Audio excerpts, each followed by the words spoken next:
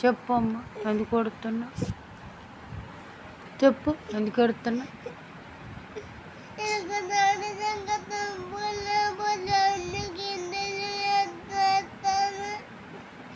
అందుకే ఎడుతున్నావా? ఆయన తెచ్చిండుగా డాడీ, చూపించిండుగా తమ్ముని అన్నయ్యని.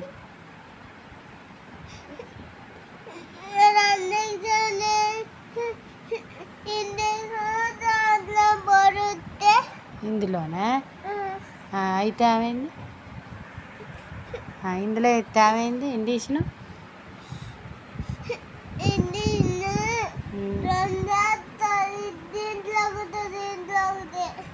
చేస్తే ఏమైంది?